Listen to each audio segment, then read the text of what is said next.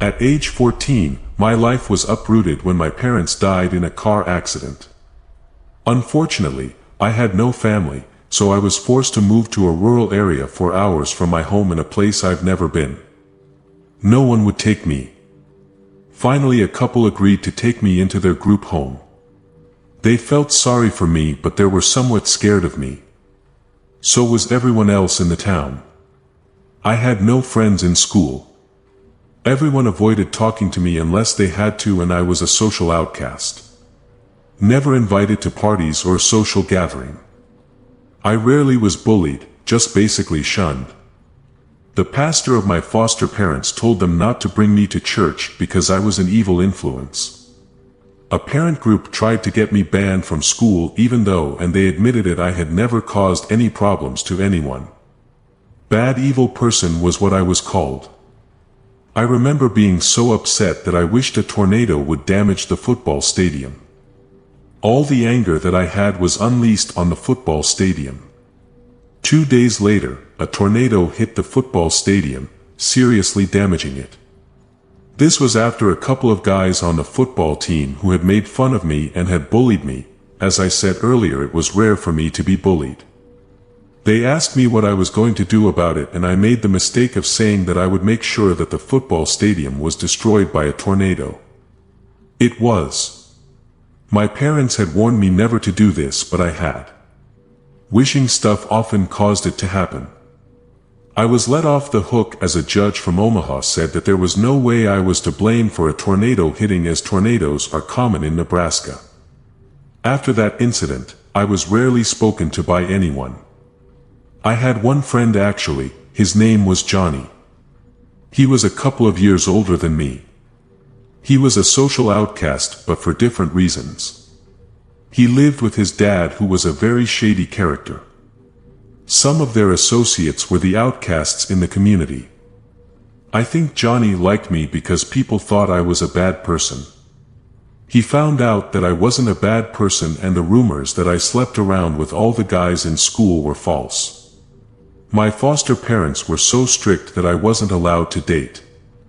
Johnny was allowed to see me, but we were pretty much supervised and never went out on a date. We managed to sneak a couple of kisses in, but that was it at the time. Johnny wanted to marry me and wanted to have kids with me. I was barely 18 and certainly didn't want to be married. I was 2 weeks away from graduation. I told him this and he wasn't happy. He was mad at me. About 2 weeks after graduation, I sneaked out at night and I was sitting in the car alone with Johnny. He drove me to his house. His dad was away. We drank wine and enjoyed the rest of the evening. I got back into my room before anyone knew I had been gone. After that evening, I didn't see Johnny for a couple of weeks. The next time I saw him, he had come to the house. He was angry with me.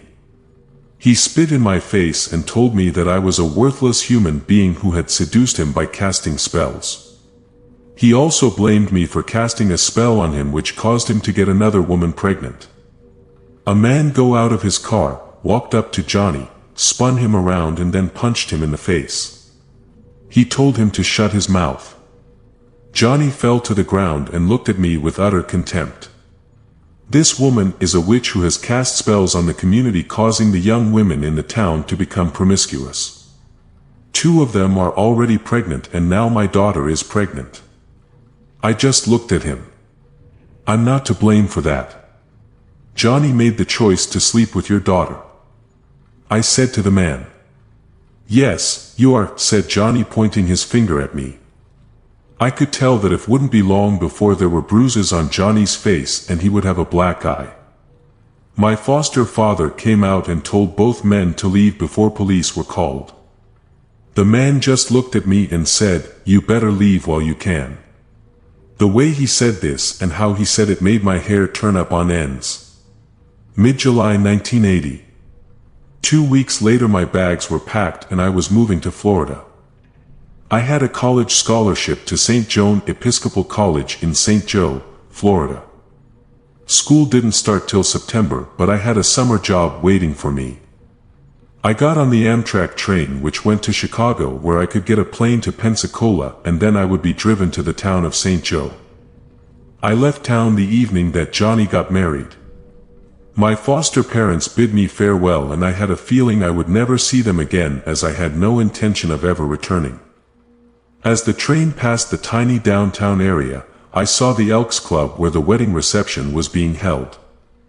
I recognized many of those in attendance. I was glad when I no longer saw the town. What a relief! I knew that all of this was coming. I also knew that something really bad was going to happen in the town within a short period of time. But I didn't know what.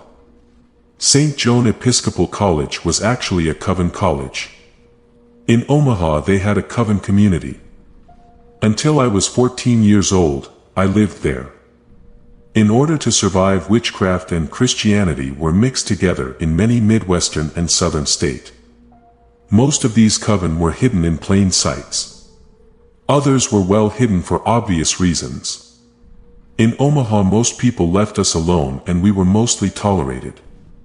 Other people in the state disapproved of us, but since we were in Omaha, we were left alone. Our prayers basically saved us from this. In California and New York the covens were more open. When I arrived in St. Joan, I was greeted by Hazel Green, who was the president of the coven. At the college was a separate swimming pool which was used to cleanse the mind, body, and the soul. After saying prayers, I went into the swimming pool and felt much better. This was something I needed. Fast forward 2023. In 2022 I decided to retire. Sadly, my husband Bill had died in May of 2020 from COVID. I had enough money to retire comfortably and decided to do so. I had 3 children and 5 grandchildren. Nearly all of the residents of St. Joan were connected to the coven. It was a unique town for the Panhandle. St. Joan wasn't that far from Panama City Beach, but most people avoided coming around, even at Halloween. Powerful spells had been casted to keep people away and to keep everyone safe. I had gone to the library with 2 of my grandchildren and my daughter for a story day. This was to get my mind off the awful dreams and visions I've had. We had lunch together and then she left. Shortly after she left, I wasn't surprised when I looked out my window and saw the police chief and 2 women who looked like federal agents coming to my door. I've had dreams which were very disturbing to me. Hazel Green, who had been deceased for decades, told me in the dreams why they would be visiting me. She told me not to worry and that I've done nothing wrong.